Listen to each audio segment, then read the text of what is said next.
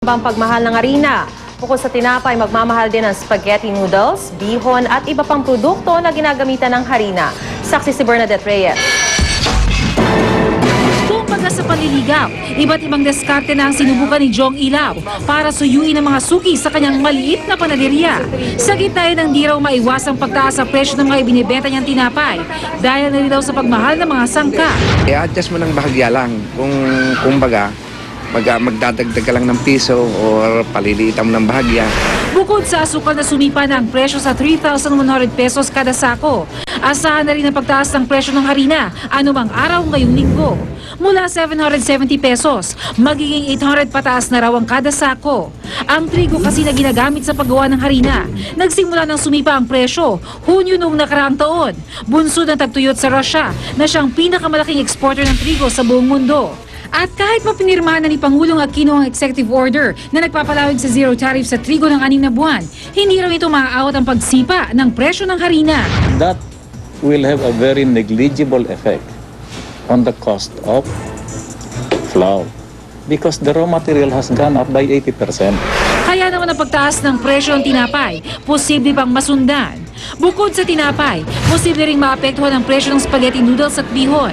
Magmamahal din ang sangkap sa siopaw, empanada at biskwit na ginagamitan din ng harina. Ako si Bernadette Reyes, ang inyong saksi. Nangangamba nga kaya si dating Senador Mar Rojas sa pagiging magkaibigan nang tumalo sa kanyang si Vice President Jejomar Binay at ibagong Comelec Chairman Sixto Brillantes. Ayon sa Liberal Party, nais lang daw siguruhin ni Rojas na walang kinikilingan si Brillantes. Bagay na tiniyak naman ng bagong Comelec Chairman. Saksi si Sandra Aguinaldo. Kailangan po ang tulong nyo. Pag wala ho, hindi nyo ho tutulungan, wala ho mangyayari sa atin lahat. Sa ganitong paraan sinimula ng bagong talagang Comelec Chairman na si Sixto Brillantes ang kanyang unang araw sa opisina. Aminado si Brillantes na isang veteranong election lawyer, malaking pagsubok ang kinakaharap niya lalo't may mga tutol na pamunuan niya ang Comelec dahil sa mga politikong naging kliyente niya. He is an excellent lawyer, there's no question about it. But he also has very deep partisan associations. Una ni Monsod, hindi raw malinaw ang prosesong pinagdaanan ng pagpili kay Brillantes. Sabi naman ni Brillantes, nalaman niya kay Pangulong Aquino na sina Vice President Jejomar Binay at Senador Francis Escudero ang nagrekomenda sa kanya. Noong Biyernes, nakipagkita raw si Brillantes kay dating Senador Mar Rojas, ang naging katunggali ni Binay sa nakalipas na Vice Presidential race. Sabi niya, hindi, ikaw kaibigan ka ni Binay, kaibigan ka yata ni Chis.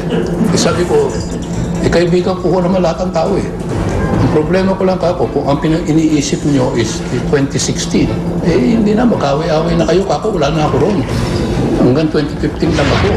Sa isang statement, nilinaw ng Liberal Party kung bakit nakipagkita si Rojas kay Brillantes. Bilang LP President, natural lang daw na magka-interes si Rojas kung sino ang iuupong Comelec Chairman. Natural din daw na gusto nilang siguruhing patas at walang kinikilingan si Brillantes. Si Brillantes daw ang huminging makamiting si Rojas. Wala raw kaugnayan sa 2016 elections ang pagkikita nila. Aminado naman si Binay na nirekomenda niya si Brillantes sa Pangulo at natutuwa raw siyang pinakinggan siya nito. Ayon pa kay Binay, hindi raw matatawaran ang galing ni Brillantes sa election law, profesionalismo at integridad. Sandra Aguinaldo ang inyong saksi.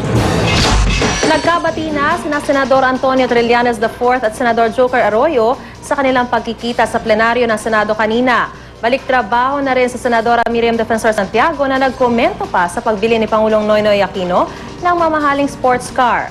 Ang matagpo sa muling pagbubukas ng sesyon ng Senado sa report ng saksing si Ruth Cabal. Sa kauna-unahang pagkakataon mula ng mahalal bilang senador noong 2007, nakadalo na rin sa wakas sa sesyon sa plenary hall si Senador Antonio Trillanes IV. Ang mahigit 3 taon kasi ng kanyang termino, ginugol sa kulungan dahil sa kanyang kasong kudeta. Kaya naman tila umaalalay pa ang ilang kasamahan. I feel a bit overwhelmed. First of all, by the media. But hopefully within the next few weeks, I'll be able to adjust. Maging ang nakasagutan ni Trillanes sa media na si Senador Joker Arroyo, nakangitian niya nang magkamayan sila kanina. Tila naisang tabi na nga ang pagpuna ni Arroyo sa laki ng gastos umano ni Trillanes bilang senador kahit nasa loob ng kulungan. Pahaging nasagot noon ni Trillanes, wala pa raw na ipapasang panukalang batas si Arroyo, na sinagot naman ang veteranong senador na di raw siya papaapekto sa komento ng isang moskito. At tila malamig nga ang sitwasyon sa Senado. Hindi nangyari ang umugong na kudeta para raw palitan si Senate President Juan Ponce Enrile ni Senador Franklin Drilon na kapartido ni Pangulong Noynoy Aquino. Nag-usap pa nga raw ang dalawa bagong sesyon kanina. Sabi niya, hindi totoo yun eh. Sabi ko, wag mo nang intindihin yun. Ano pong assurance? Chismis lang, chismis. Wala ko, Senator Enrile has the support of everyone. Pati sina Senador Lito Lapid at Senadora Miriam Santiago na matagal nang absent dahil sa pagkakasakit, balik trabaho na rin. Si Santiago halatang nasa mood na muli at nagkomento pa sa kontrobersyal na pagbili ni Pangulong Aquino ng sports car. He's entitled because, I think he has such a lonely life. There is no girlfriend to share your life with. You can have a sexy car. What am I saying? No, what I'm saying is you can channel your sexual energies. The car? In the company of the car. At di raw tulad ng Pangulo, happy raw si Senadora Miriam sa buhay. And by the way, for 6 months, I was very contented as a housewife. Yeah. You don't have to rechannel your sex. I was like a kept woman. I did not go out to work for a living. I just stayed home. And by the time that I expected my husband to return, I would shower myself with perfume. Ako, si Ruth Cabal, ang inyong saksi. Narito naman ang mabilis na sulyap sa ibang mga balita. Tagay na nareklamo sa Ombudsman at Kamara ang PAL Customer Service Agent na si Sara Ocampo laban kay AVE Party List Representative Eulogio Magsaysay. Ito'y busod ang pagmura ni Magsaysay kay Ocampo nang hindi pa pagbigyan ng hiling na makipagpalit ng upuan sa eroplano.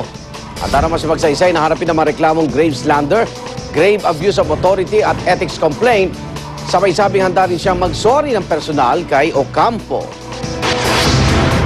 Nagsampa ng motion to intervene sa Korte Suprema ang dating kalihim ng Department of Health. Hiling nila na payagan sila magbigay ng opinyon kaugnay sa DOH Administrative Order na nag-aata sa mga tobacco company na maglagay ng graphic health warning sa bawat kaha ng sigarilyo. Naniniwala mga dating kalihim na iiwasan ng mga kabataan na magyosi kapag may graphic health warning sa mga kaha ng yosi. Sa iba pa ring balita, bago ng emblem o simbolo ng palasyo ng Malacanang, blue ang background nito dahil ito ang national color. Highlight din ang emblem ang bagong window ng palasyo. Pero gate ni Presidential Spokesperson Edwin Lacerda, wala raw bayad politika sa pagbabago ng emblem. Sama-sama natin saksihan. Iligal na paglalaban-laban ng mga kabayo sa North Cotabato, buhay na buhay pa rin.